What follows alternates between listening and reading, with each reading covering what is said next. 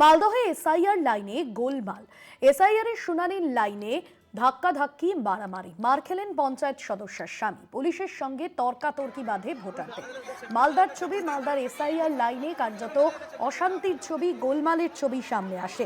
আর সেই ছবি দেখছেন আপনারা, এবং যেখানে কার্যত পুলিশ গিয়ে পরিস্থিতি নিয়ন্ত্রণে আনার চেষ্টা করে, এসআইআর এর শুনানি লাইনে ধস্তাধস্তি, মারধরের ছবি সামনে আসে। মার খেলেন পঞ্চায়েত সদস্যার স্বামী।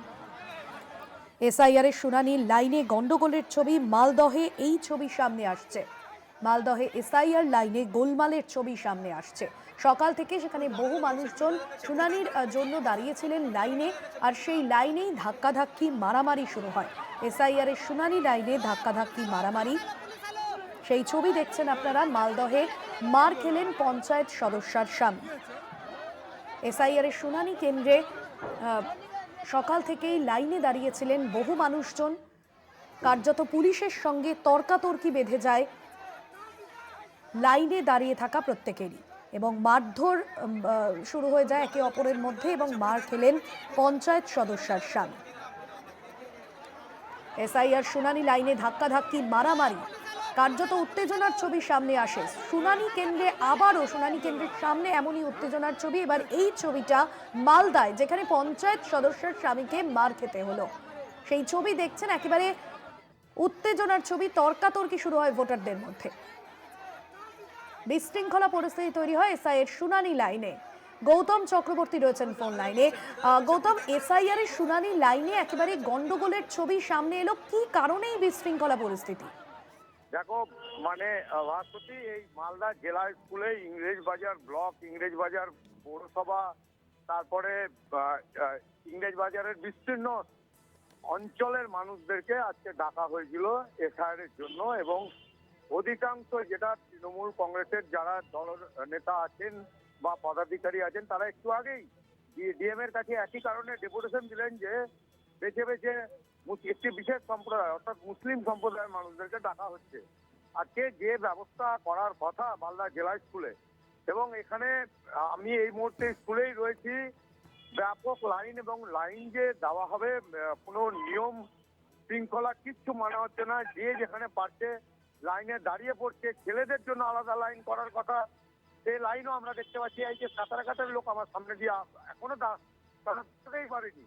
এই নিয়ে বচসা এবং কোন রকম সুস্থ ব্যবস্থা নেই, এটা নিয়েও আজকে ডিএম এর কাছে স্মারকলিপি দিলেন একটু আগেই। এদিকে যখন স্মারকলিপি দিচ্ছে, তখন ঠিক জেলা স্কুলে এই আজকে ব্যাপক গন্ডগোল, এই লাইনে দাঁড় করানো নিয়ে মারামারি, মাটিতে ফেলে একজন, এই মুহূর্তে একজন মহিলা রিজিয়া খাতুন, তাকে মালদা মেডিকেল কলেজ হাসপাতালে নিয়ে যাওয়া হয়েছে। এবং বাস্তবি, মানে তিল ধারণের জায়গা নেই মাঠের মধ্যে, যে পরিমাণ পুলিশ থাকার দরকার সে পুলিশ নেই। এবং যারা এখানে আছেন এসআইআর এর নোটিশ পেয়ে এসছেন, তারা কিন্তু একটাই কথা বলছেন যে এই সামান্য 2-3 জন পুলিশ দিয়ে কোনো লাইন মেনটেন করা হচ্ছে না।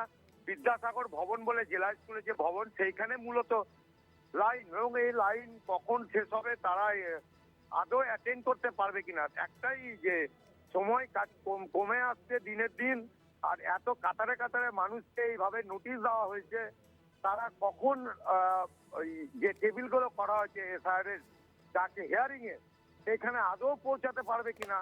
সামান্য একটা এই 2 মিনিটের কাজ, কিন্তু তার ঘন্টার পর ঘন্টা তারা ভোর রাত থেকে লাইনে। বেশিরভাগ কিন্তু ভাস্বতী, এরা যারা এসছে, আমরা ভাস্বতী এখনই দেখতে পাচ্ছি যে কিছু মহিলা পুলিশ এই মুহূর্তে তারা এসছে, এবং এই যে গন্ডগোল চলছিল সেটাকে সামাল দেওয়ার জন্য ইংরেজবাজার থানা থেকে মূলত মহিলা পুলিশ, তাদেরকে আরো কিছু পুলিশ এসে ঢুকলো এই মুহূর্তে আমার সামনে আমি দেখতে পাচ্ছি। কিন্তু মাঠের মধ্যে যে নিয়ম শৃঙ্খলা থাকার কথা সুষ্ঠুভাবে, প্রতিটি গেটের সামনে ভলেন্টিয়ার থাকার কথা, কিন্তু সেটা নেই।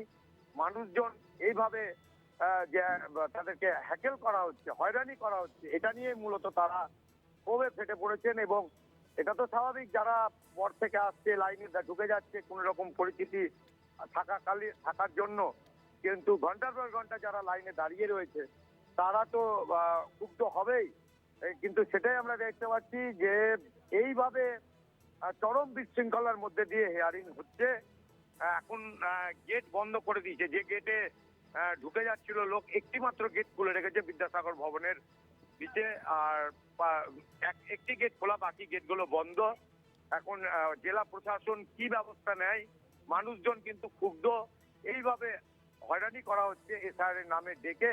এবং ভাস্বতী, একটা কথা বলে রাখি, আমি যে আমার চোখের সামনে আমি যাদের দেখছি একদম তাদের 80% কিন্তু মুসলিম বাড়ির মহিলা, এবং মুসলিম হলেই তাদেরকে হিয়ারিং এর নোটিশ দিচ্ছে, এমনটাই এখানকার লোকজনরা হুম মুখে বলা একদমই, বলি অর্থাৎ করছে। বোঝাই যাচ্ছে যে পুলিশ এসে পরিস্থিতি নিয়ন্ত্রণে আনার চেষ্টা করে, ধীরে ধীরে পরিস্থিতি স্বাভাবিক হচ্ছে।